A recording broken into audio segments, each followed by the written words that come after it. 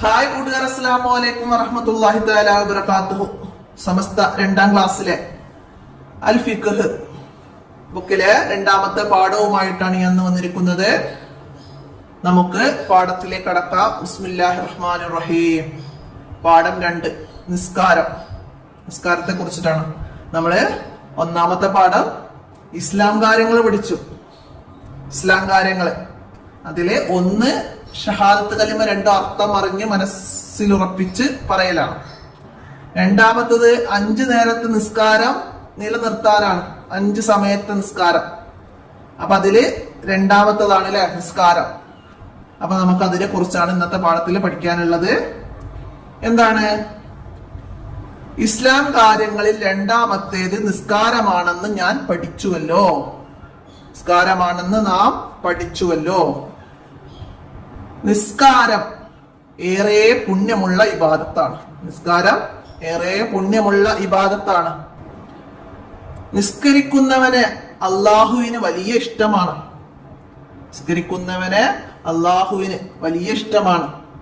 അത് 5 സമയങ്ങളിലായിട്ട് നിർവഹിക്കേണ്ടതാണ്. അത് 5 സമയങ്ങളിലായിട്ട് നിർവഹിക്കണം. അപ്പൊ നമുക്ക് ഇവിടുന്ന് എന്തൊക്കെ പഠിക്കാം? ഏറെ പുണ്യമുള്ള ഇബാദത്താണ് എന്ത്? ഏറെ പുണ്യമുള്ള ഇബാദത്താണ് എന്ത്? നിസ്കാരം. അള്ളാഹുവിന് വലിയ ഇഷ്ടമാണ്. ആരെ? അള്ളാഹുവിന് വലിയ ഇഷ്ടമാണ്. ആരെ? നിസ്കരിക്കുന്നവരെ. നിസ്കരിക്കുന്നവരെ വലിയ ഇഷ്ടമാണ്. ആർക്ക്? നിസ്കരിക്കുന്നവരെ വലിയ ഇഷ്ടമാണ്. ആർക്ക്? അള്ളാഹുവിന്.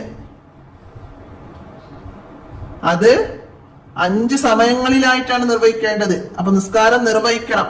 എത്ര സമയം? എത്ര നേരം? എത്ര സമയങ്ങളിലായിട്ടാണ് നിസ്കാരം നിർവഹിക്കേണ്ടത്? 5 സമയങ്ങളിലായിട്ട്. 5 സമയങ്ങളിലായിട്ട് നിസ്കാരം നിർവഹിക്കണം. അപ്പോ ചോദ്യങ്ങളായിട്ട് മനസ്സിലാക്കാം. ഇത് തന്നെ വിട്ട ഭാഗം പൂരിപ്പിക്കാൻ വരും. നിസ്കാരം ഏറെ ഡാഷ് ഇബാദത്താണ്. എന്താണ്? പുണ്യമുള്ള ഇബാദത്താണ്. ആ രീതിയിൽ നമുക്ക് വിട്ട ഭാഗം പൂരിപ്പിക്കാനുള്ള രീതിയിൽ വരാം.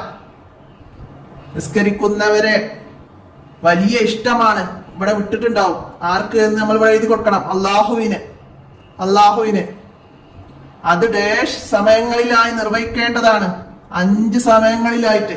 അപ്പൊ ആ രീതിയിലൊക്കെ പഠിച്ചാലാണ് നമുക്ക് ഏത് രീതിയിൽ അത് വരിക എന്നറിയില്ല. അപ്പൊ നമുക്ക് ഏത് രീതിയിൽ പഠിച്ചാലും നമുക്ക് എങ്ങനെ വന്നാലും എഴുതാൻ കഴിയണം. ആ രീതിയിൽ മനസ്സിലാക്കാം. ഇനി എന്താണ് ഇവിടെ നിസ്കാരങ്ങളുടെ ക്രമം? നിസ്കാരങ്ങളുടെ ക്രമം ഓർഡർ പ്രകാരം തന്നിട്ടുണ്ട്.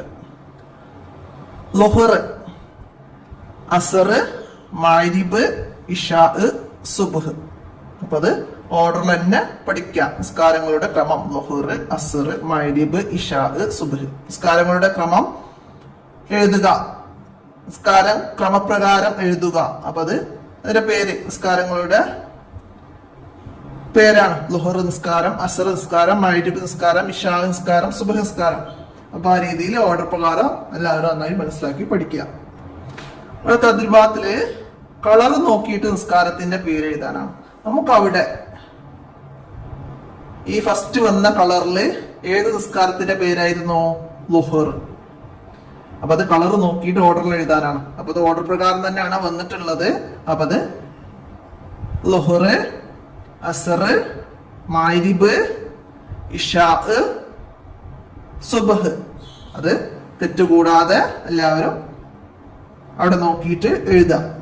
അപ്പൊ അത് അവിടെ ഈ കളറിൽ തന്നെയാണ് അങ്ങനെ വന്നിട്ടുള്ളത്. ളുഹർ, അസർ, മഗ്രിബ്, ഇശാ, സുബ്ഹ്. ഇനി ബുക്ക് അങ്ങോട്ട് മറിച്ച് നോക്കി എഴുതാൻ കഴിയാത്തവര് തെറ്റില്ലാതെ ഇതിൽ നോക്കിയിട്ട് എഴുതുക. വീഡിയോ ഓൺ ആക്കി വെച്ചിട്ട് തെറ്റില്ലാതെ. ഇനി അങ്ങോട്ടും ഇങ്ങോട്ടും മറിച്ച് കളിക്കാൻ ബുദ്ധിമുട്ടുള്ളവരുണ്ടാവും. അപ്പൊ അത് എഴുതാം. അടുത്ത ഇനി ഇവിടെ പൂർത്തിയാക്കാനാവും. നമുക്ക് ഓർഡർ പ്രകാരം ഇവിടെയൊക്കെ നിസ്കാരങ്ങളുടെ സമയം എഴുതി കൊടുക്കണം. നിസ്കാരങ്ങളുടെ പേര് എഴുതി കൊടുക്കണം. 1ാമത്തത് ളുഹർ, 2 അസർ, 3 മഗ്രിബ്, 4 ഇശാ, 5 സുബ്ഹ്. അപ്പൊ അതും അവിടെ നോക്കിയിട്ട് തെറ്റില്ലാതെ എല്ലാരും എഴുതി ഇത് പൂർത്തിയാക്കട്ടോ. ഇതുപോലെ എക്സാമിന് തരും. ളുഹർ തന്ന് പിന്നെ മഗ്രിബ് തരും. അപ്പൊ ഇടയിലെ നിസ്കാരത്തിന്റെ പേര് നമുക്ക് എഴുതാൻ കഴിയണം. എന്താണ്? അസർ, അപ്പൊ അതുപോലെ എഴുതി പഠിക്കാം. ഇനി ചോദ്യം വരും, ഇതുപോലെ എഴുതാനല്ലാതെ ചോദ്യമായി വരും. ളുഹർ കഴിഞ്ഞാലുള്ള നിസ്കാരം ഏത്? അങ്ങനെ ചോദ്യം വന്നാലോ? ളുഹർ കഴിഞ്ഞാലുള്ള നിസ്കാരത്തിന്റെ പേരാണ് അസ്ർ. അസ്ർ കഴിഞ്ഞാലുള്ള നിസ്കാരത്തിന്റെ പേരെന്താണ്? മഗ്രിബ്. മഗ്രിബ് കഴിഞ്ഞാലുള്ള നിസ്കാരത്തിന്റെ പേരാണ് ഇശാ. ഇശാ കഴിഞ്ഞാലുള്ള നിസ്കാരത്തിന്റെ പേരാണ് സുബ്ഹ്. അപ്പൊ ആ രീതിയിലൊക്കെ മനസ്സിലാക്കി പഠിക്കുക. ഇനി പറഞ്ഞു പഠിക്കാനാണ് ഓരോ നിസ്കാരത്തിന്റെയും പേരുകൾ. ഓർഡർ തെറ്റാതെ ളുഹർ, അസ്ർ, മഗ്രിബ്, ഇശാ, സുബ്ഹ് അങ്ങനെ പേരുകള് പറഞ്ഞ് തന്നെ പഠിക്കാം. എന്നിട്ട് നിങ്ങളൊന്ന് എഴുതി നോക്കുക കേട്ടോ. അപ്പൊ അതുപോലെ വിട്ട ഭാഗം പൂരിപ്പിക്കാൻ വന്നാൽ നമുക്ക് എഴുതാൻ കഴിയണ്ടേ? മനസ്സിലായില്ല? അപ്പൊ പറഞ്ഞു പഠിക്കുക ആദ്യം, എന്നിട്ട് എഴുതുമ്പോ അക്ഷരങ്ങളൊക്കെ തെറ്റില്ലാതെ എഴുതി പഠിക്കുക. അപ്പൊ എഴുതുന്നതിന്റെ കൂടെ ഓർഡറിൽ പറയുക ളുഹർ, അസ്ർ, മഗ്രിബ്, ഇശാ. അപ്പൊ എല്ലാരും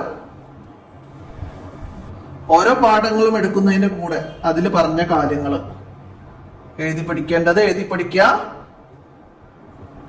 പറഞ്ഞു പഠിക്കേണ്ടത് പറഞ്ഞു പഠിക്കുക.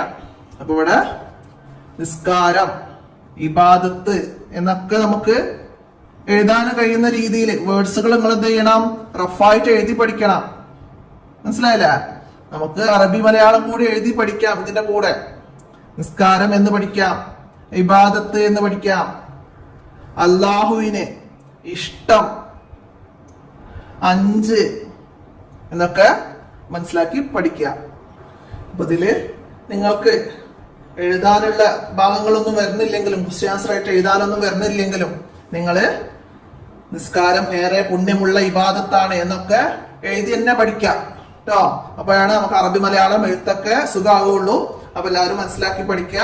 എക്സാമിന് ചോദ്യം വരും. അപ്പൊ നമുക്ക് എഴുതന്നെ വേണ്ടി വരും. അള്ളാഹുവിന് ഇഷ്ടമാണ് ആരെ എന്നൊക്കെ ചോദ്യം വന്നാൽ നിസ്കരിക്കുന്നവരെ നമ്മൾ എഴുതേണ്ടി വരും. അപ്പൊ എല്ലാവരും മനസ്സിലാക്കി പഠിക്കുക. ഇത്രയാണ് ഈ പാഠഭാഗത്തിൽ നിങ്ങൾ മനസ്സിലാക്കേണ്ടത്.